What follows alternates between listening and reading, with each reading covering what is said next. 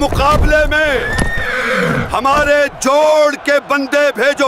ایمان کی طاقت تاریخ لکھتی ہے اور دنیا اسے جنگ بدر کہتی ہے۔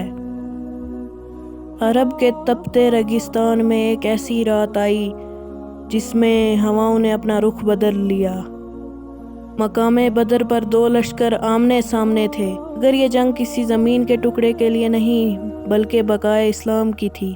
ایک طرف 1000 کا لشکر جرار تھا جو اسلحہ، گھوڑوں اور غرور میں ڈوبا ہوا تھا، دوسری طرف صرف 313 جانباز تھے جو پھاقوں کی حالت میں اپنے گھر سے دور صرف موت کا سامان ساتھ لے کر آئے تھے۔ ریگستان کی ریت اس رات خاموش تھی، لیکن اس خاموشی کے پیچھے وہ طوفان چھپا تھا، صدیوں سے چلے آ رہے کفر کے حیوانوں کو ہمیشہ کے لیے ہلا دینے والا تھا۔ وہ رات تھی جب تاریخ اپنا رخ بدلنے کے لیے بے چین تھی۔ ابو جہل کے خیمے میں سازشوں کا دھواں اٹھ رہا تھا، اپنی طاقت کے نشے میں چور اس مٹھی بھر جماعت کو مٹانے کا خواب دیکھ رہا تھا۔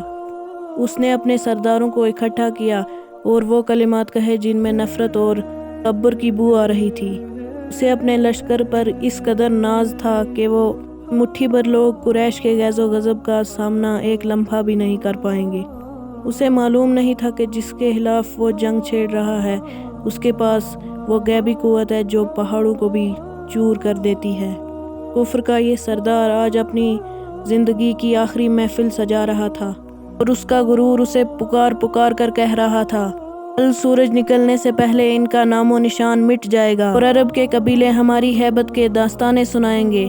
اب ساری دنیا سو رہی تھی تو کائنات کا سب سے مقدس وجود رحمت للعالمین حضور صلی اللہ علیہ وسلم اپنے رب کے سامنے دعا کر رہے تھے۔ وہ خیمہ نور سے بھرا ہوا تھا اور وہاں سے اٹھنے والی سسکیاں عرش بری کو ہلا رہی تھی۔ ان کے ہاتھ بلند تھے، در مبارک کندھوں سے ڈھلک رہی تھی، زبان پر وہ طاقت تھی رہتی دنیا میں بے بسی میں طاقت کا سرچشمہ بن گئی۔ یا اللہ، اگر آج یہ مٹھی بھر جماعت ہلاک ہو گئی تو اس سرزمین پر تیرا نام لینے والا کوئی زندہ نہیں رہے گا۔ اے اللہ، اپنا وہ وعدہ پورا فرما جو تو نے مجھ سے کیا تھا۔ تو آج زمین پر ایک ایسا معجزہ لانے والی تھی جس کا احساس ابھی تک کسی کو بھی نہیں تھا۔ مسلمانوں کی صفیں سیدھی تھی، ان کے چہروں پر وہ سکون اور اطمینان تھا جو صرف ان کو نصیب ہوتا ہے جو موت کا ذائقہ چکھنے کے لیے تیار ہوتے ہیں۔ دوسری طرف قریش کا لشکر جرار تھا، ان کی گھوڑوں کی ہنہناہٹ، تلواروں کی جھنکار دور دور تک سنی جا رہی تھی۔ قریش کے سردار اپنے آہنی لباسوں میں ملبوس تھے، جبکہ مسلمانوں کے پاس نہ ہی مکمل لباس تھا اور نہ ہی ڈالیں، مگر ان کے سینوں میں وہ ایمان تھا جو سے بھی مضبوط تھا۔ خاموشی کو توڑتے ہوئے عتبہ بن ربیعہ اپنے بھائی شیبہ اور بیٹے ولید کے ساتھ تھا۔ اسے کیا خبر تھی کہ اس کی یہ للکار اس کی زندگی کی آخری پکار ثابت ہوگی۔ اس کا تکبر چند لمحوں بعد خاک میں ملنے والا تھا۔ لشکر اسلام سے وہ جوان نکلا اس کی ہیبت سے بڑے بڑے سورما کانپ جاتے تھے۔ در کرار حضرت علی رضی اللہ عنہ نے جب قدم بڑھایا زمین کانپنے لگی۔ آپ کے ہاتھ میں وہ ذوالفقار تھی جس نے دشمنوں کے چیتھڑے اڑانے تھے۔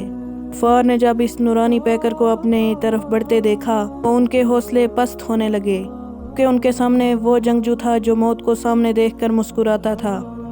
حضرت علی، حضرت حمزہ اور حضرت عبیدہ نے جب دشمن کا سامنا کیا، میدان جنگ نعرہ حیدری سے گونج اٹھا۔ کفر کے سرداروں کی آنکھوں میں پہلی بار خوف کی جھلک دکھائی دی۔ وہ جانتے تھے کہ ان کا مقابلہ کسی عام شخص سے نہیں، شیر خدا سے ہے۔ تلواریں ٹکرائی اور چنگاریاں اڑنے لگی۔ عتبہ نے وار کیا مگر وہ وار رائگاں گیا۔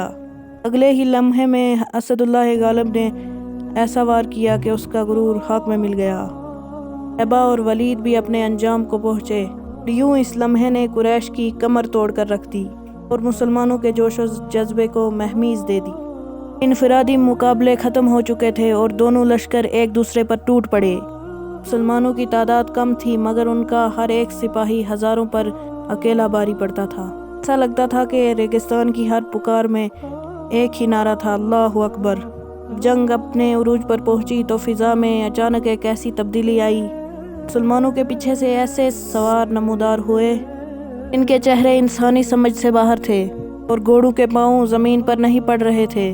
وہاں سے وہ گزرتے کافروں کے سر اچانک سے کٹ کر زمین پر گرتے۔ یہ اللہ کے وہ 5000 فرشتے تھے جو رسول اللہ صلی اللہ علیہ وسلم کی پکار پر آسمان سے اترے تھے۔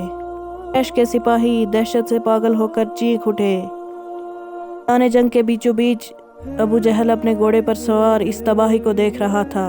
اسے یقین تھا کہ اس کی کثرت اسے بچا لے گی، لیکن اسے کیا معلوم تھا کہ اس کی موت 2 کمزور بھائیوں آواز اور مواز سے لکھی جا چکی تھی۔ اب ابو جہل کا سر ریت پر تڑپ رہا تھا تو کفر کی کمر ہمیشہ کے لیے ٹوٹ چکی تھی۔ اپنی آخری سانسوں میں وہ پکار اٹھا، کاش میں کسی سردار سے مارا جا بچوں چکا کے ہوتا۔ ہاتھوں نہیں۔ 14 صحابہ ایسے تھے جنہوں نے جام شہادت نوش کیا، ہمیشہ کے لیے زندگی جاوید پا گئے۔ دوسری طرف قریش کے 70 بڑے سردار جہنم رسید ہو گئے تھے۔ 313 جباز ایک ایسی شمع جلا گئے جس کی روشنی آج 1400 سال بعد بھی ہمارے دلوں کو گرماتی ہے، وہ معجزہ جس نے پورے اسلام کو دنیا میں بند کر دیا۔ ایسی ہی اور ویڈیوز دیکھنے کے لیے منزل ایکس کو سبسکرائب کر لو اور اس ویڈیو کو لائک کر دو۔ تو جلد ملاقات ہوگی، ملتے ہیں ایک اور ایسی ویڈیو کے ساتھ، تب تک کے لیے اللہ حافظ۔